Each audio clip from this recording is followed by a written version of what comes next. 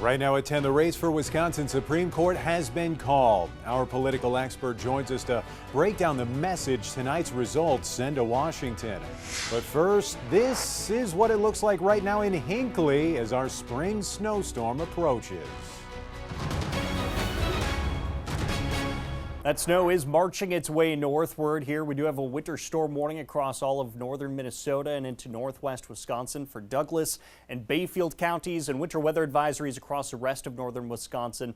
Right now, Gogebic County does not have any advisories or warnings. So take a look at radar. None of this stuff off to our north and across northern Wisconsin is making it to the ground, but just down to our south, that's where we're finally seeing that snow be able to overcome that dry layer of air that's sitting at the surface. And we actually have a pretty intense band of snow that just moved through the metro area, extending into central Wisconsin. That's migrating its way north. That's going to be our first big hit of snow, and that has had impacts on road conditions. We're seeing partially covered roads across areas of central and southern Minnesota and parts of far west central Wisconsin. So this is a live look in St. Paul, and notice the roads are wet. About an hour ago, the roads were completely covered with snow, but the snow has lightened up a little bit. Basically, the reports that I'm hearing out of St. Paul from that initial band was it was a very quick layer of snow that accumulated on roads and grassy surfaces. Again, this is a live look in Hinckley right now, so that snow is definitely coming down pretty hard. Precip chances here as we head through tonight and tomorrow, looking pretty promising. We're going to be seeing that snow begin to really move in here over the course of the next hour or two into the Twin Ports and then continue on and off. We might see a little lull right around 4 a.m. or so, but then that snow will pick up with intensity between about 10 a.m.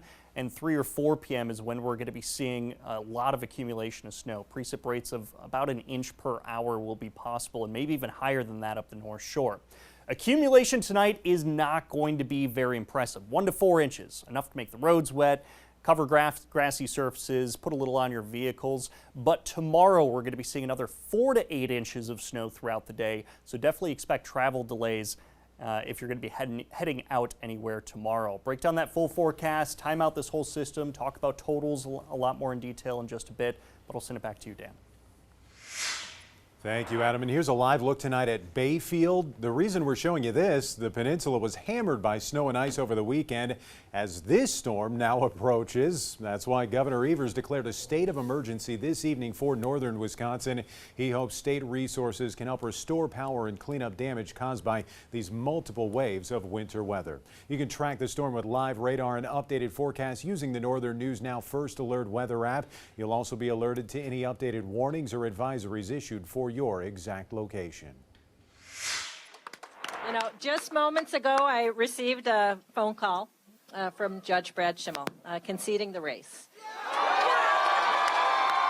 That is liberal-leaning Judge Susan Crawford celebrating a victory just minutes ago in the race for Wisconsin Supreme Court. The Associated Press called the race for Crawford about 40 minutes ago. She came out and delivered that speech to supporters a short time after that. Now, here's the results so far. Crawford has defeated. The race has been called for Crawford, defeating conservative-leaning Brad Schimmel. It means the court will maintain a majority liberal ideology despite the campaigning and spending by Elon Musk, who held a rally for Schimmel in Green Bay on Sunday. President Trump also vocally threw his support behind Schimmel. Mackenzie Davis with our Madison sister station joins us now from Susan Crawford's watch party. That's in Dane County. Mackenzie, serious celebration happening there tonight. Judge Susan Crawford just took to the stage moments ago, thanking her supporters for coming out here tonight to the Park Hotel in downtown Madison. Her family joining her on stage, as well as former justices, thanking those in the room, but also thanking Wisconsin for voting her into this position. You can feel the excitement in the room here as people are packing in tightly, celebrating with music, lots of hugs and pictures, definitely cherishing the night here in downtown Madison as Judge Susan Crawford accepts this victory here in the race for the Wisconsin Supreme Court Justice. Reporting in downtown Madison, I'm Mackenzie Davis. Thank you, Mackenzie. Celebration there. Disappointment in the camp of Judge Schimmel. Northern News Now Capitol reporter Vanessa Kelson joins us from Waukesha County, where his watch party was being held. Brad Schimmel got off the stage after conceding. There were many boos from the crowd when he conceded, but he explained we have to accept the results. Take a listen now to the concession.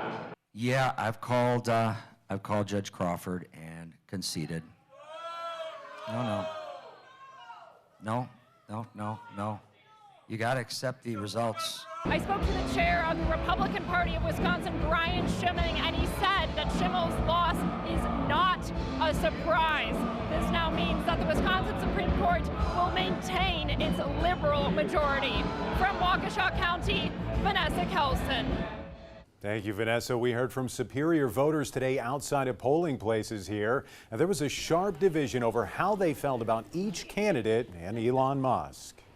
I think it's amazing. I think the Doge team and Trump and Elon are doing an amazing job of uncovering all the fraud. I think that it is unfair to try and bribe people to vote the way that you want to. And so I am here to, again, attempt to set the record straight on that I am not going to be bought. We are joined now by our political expert, Dr. Cindy Rugeley from UMD. Thank you as always for being here. Thank you. Why exactly did this Supreme Court race, why is it so important to President Trump, to Elon Musk, and what message does this send to Washington?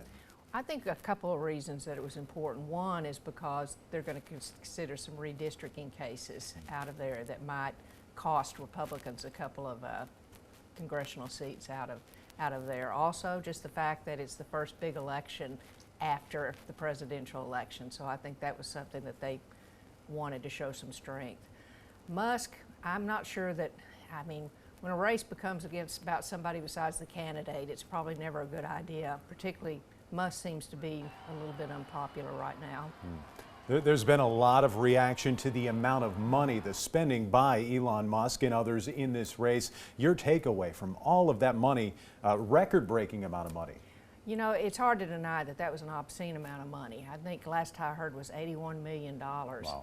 You know, several years ago, they had a Supreme Court case called Minnesota versus White that said, yeah, you can advertise in these congressional races, in these judicial races.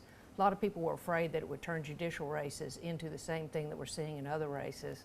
And I think this demonstrates that that's happening. Yeah, a lot more spending, even more so than the previous Wisconsin Supreme Court race, which broke records just a couple of years ago. Yeah, and I'm wondering if states aren't going to start taking a look at this. I think there was some blowback on it this time, but, you know, it's questionable if that's not hurting the whole voting system, the whole perception of voting, that people think, you know, I don't matter when there's this amount of money being thrown in there.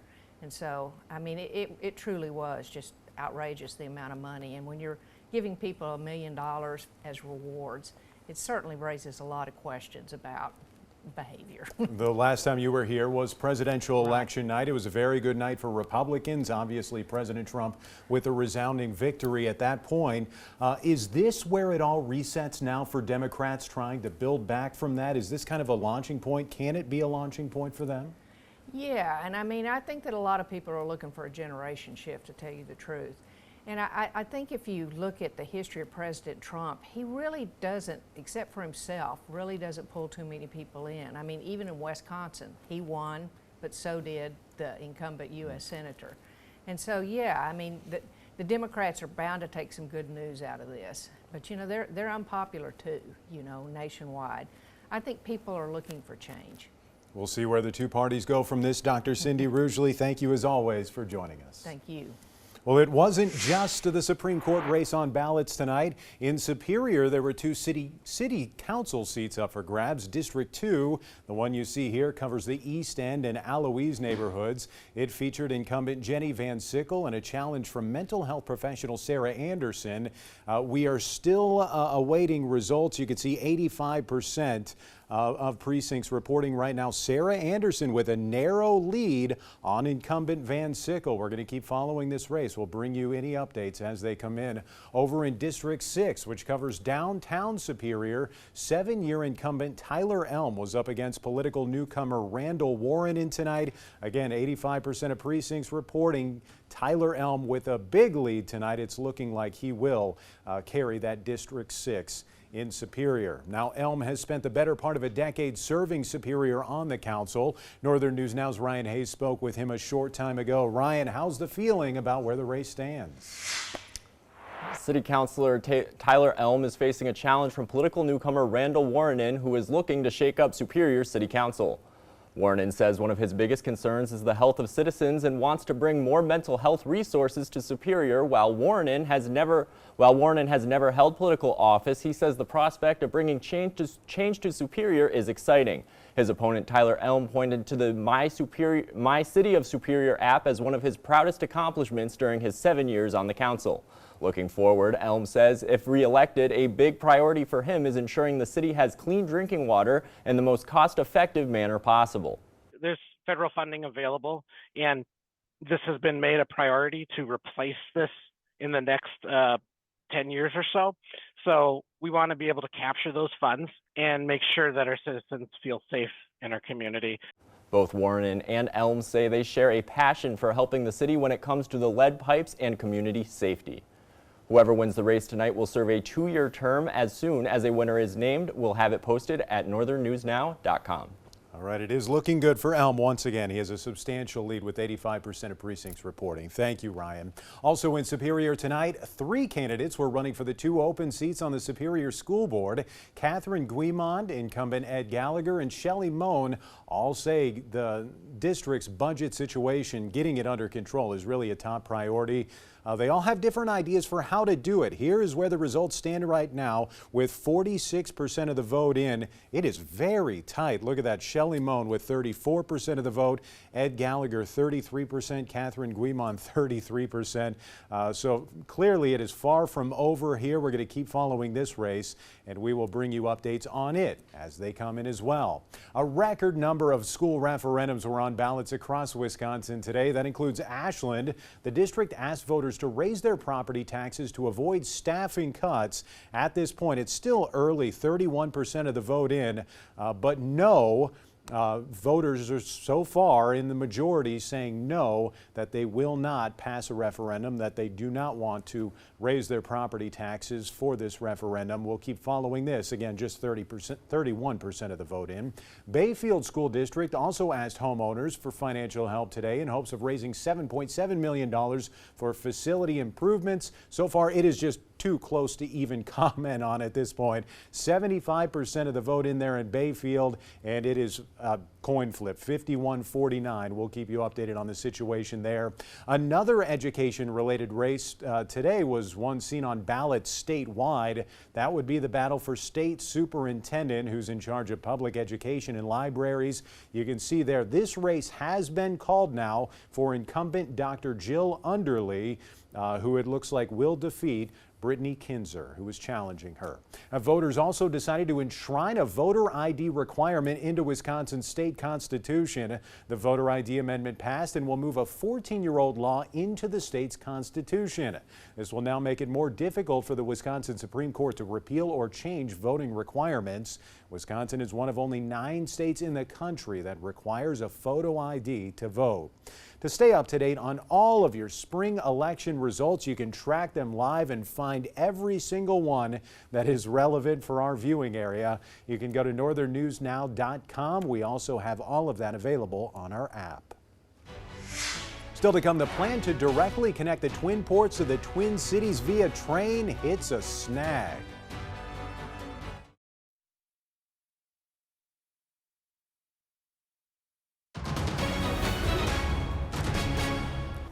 All right, another look at radar here. I'm tracking a big band of snow that's marching its way northward. It just kind of moved through the metro area of the Twin Cities, right now moving through Eau Claire and continuing kind of southeast through central Wisconsin. That is the initial big band of snow that we're going to be seeing here tonight. It's not going to bring us a ton of snow by any means, but it will make roads a little bit slippery. It'll give us a nice coating of snow on the ground and on vehicles, and we will still see more rounds of snow throughout the overnight, but not anticipating a ton of accumulation this evening, and I'll get to that in just a sec. A winter storm warning still in place across far northern Minnesota and northeast Minnesota into northwest Wisconsin. For Douglas and Bayfield counties, winter weather advisories for the rest of northern Wisconsin. A big low pressure system is building out of Colorado, and it's gathering a bunch of Gulf moisture along with it. This is that initial band that we're seeing moving its way northward now. That's going to move in, and then we'll actually see things kind of calm down for a little bit. There still will be chances of some precip, but it should be fairly light. And that should start between maybe 3 a.m. and about 9 a.m. or so is when we're going to be seeing that lull in the action.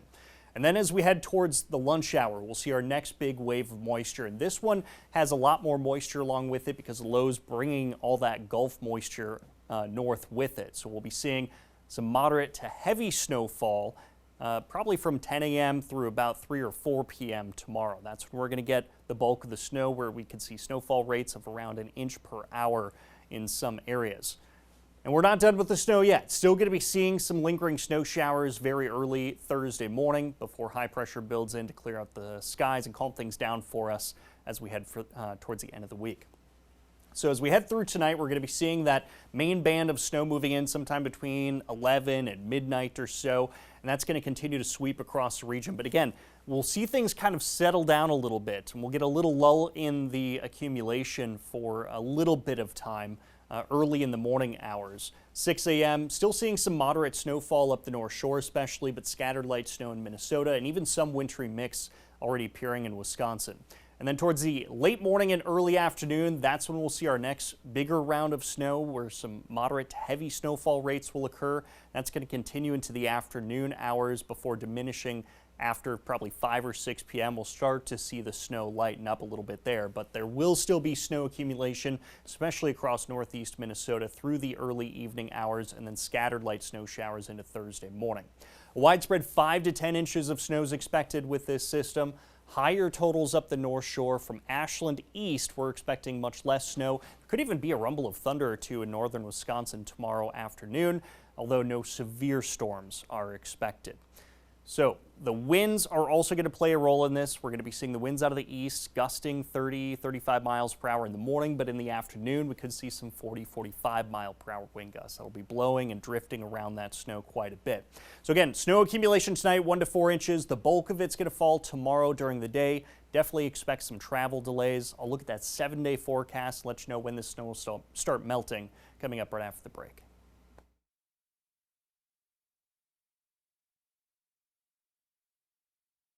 Here's your 3-day forecast. Tomorrow, snow's looking very likely, so be prepared for that. Otherwise, snow's likely going to be melting on Thursday and Friday as temperatures climb back into the 40s for highs, even upper 40s in Wisconsin on Friday. We will see a little bit more cloud cover through the end of the week compared to sunshine, but overall, very mild conditions, and that snow's going to be melting fast. Here's that 7-day forecast, some mid to upper 30s into the weekend. Slight chance of maybe a stray flurry on Saturday, but I'm not putting a lot of weight into that. Sunday, Monday, Tuesday, we'll see more sunshine. Slightly cooler temperatures, though, but that sunshine should really help clear up all that snow. So my advice would be, of course, shovel your sidewalks. If you want to shovel any other areas, you can, but you can also just kick the bucket on that one. Tis the season to be lazy when it comes to snow removal. Yeah, I mean, we really haven't shoveled a lot of snow this year, but Yeah. I'm done shoveling snow. Unless you want a good workout anyways. Yeah. All right. Thanks, Adam. No problem. Well, with a $6 billion projected deficit in Minnesota's budget and federal financial uncertainty, a Minnesota state lawmaker believes it is time to nix the NLX project. Northern News Now's Madison Green spoke to the rep who introduced a bill to defund the Northern Lights Express and a Northland leader who believes it's not time to go off the rails just yet.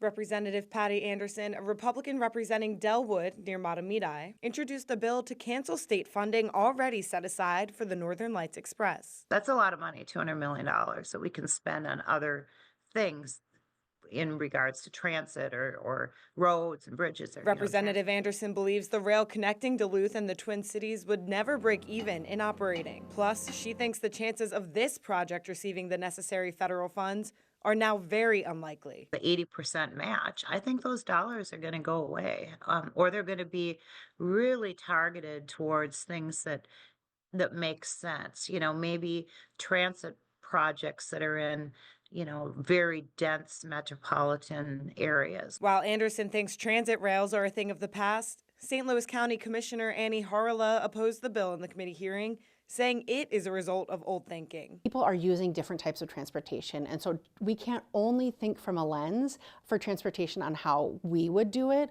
There are many people that have come forward to say, I want this. Even with the federal government aiming to cut more than $1 trillion in spending, she believes it is far too soon to stop this train. We are a couple weeks or months away from hearing from the federal government as to whether we have this. So while I understand that they want to look at this one chunk of money, there are many ways to build a budget, and they could look at other resources in order to meet their budget goals. In Duluth, Madison Green, Northern News Now.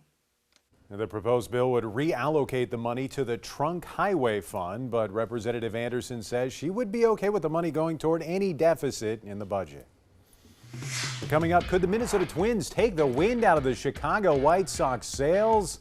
Alexis Bass reels in sports next.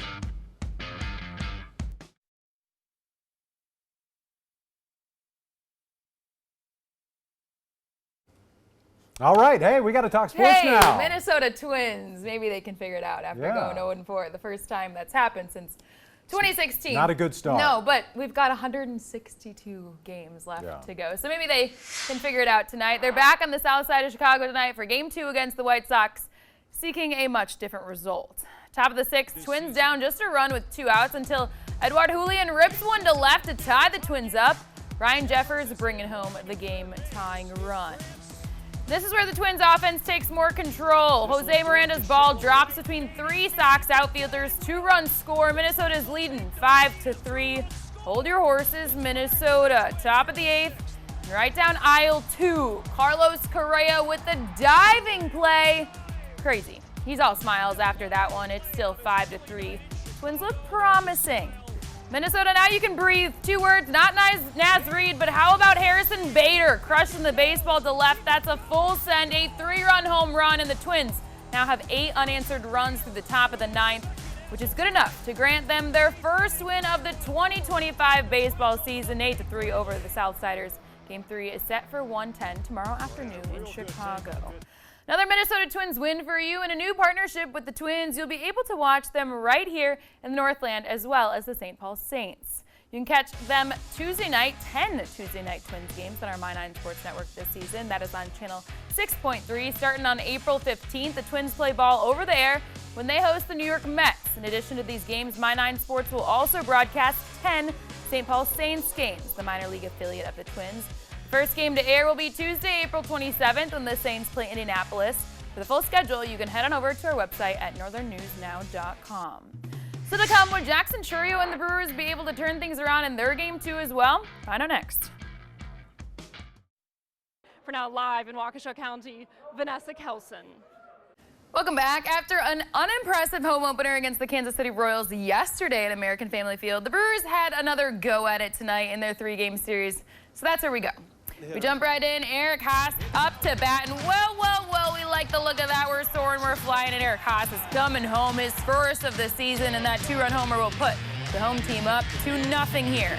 But how about a little Brewers outfield defense? He does it all. Jackson Churio, what an athlete, and what a grab. This one's still 2-0 at the top of the 6th. To the bottom of the inning now, Rhys Hoskins slices the field in half for the RBI. Christian Yelich decides to turn on the Jets and race home. So Hoskins gets the RBI single, and the crew adds insurance with the 3rd run. And speaking of the MVP, welcome back, Christian Yelich. We're glad to have you back. 429 feet will do for the home run, his first of many to come in this season, and the crew go up 5-0, and they stay up 5-0 to seal the win in Game 2 over the Royals. Rubber match is tomorrow at noon. And over in the association, Giannis and the Bucks hosted Devin Booker and the Suns and finally found some life after dropping 6 of their last 8. The 133-123 home victory came in large part to the masterclass that is Giannis Antetokounmpo. 37 points, 11 assists, and 5 boards. Ryan Rollins stepping up big time for 23, 5, and 5 tonight, while Brook Lopez balled out on his birthday for 22 points, 6 assists, and 6 boards. As for the Minnesota Timberwolves, they had a much later tip-off, this time out west against Nikola Jokic and the Nuggets. But after the Wolves-Pistons brawl on Sunday, Naz Reid and Donte DiVincenzo were suspended for tonight's game. Wolves are 3-0 in all meetings against the Nuggets this season. They took some time to settle in the first quarter, down 32-26, but headed into the second after an 11-2 run.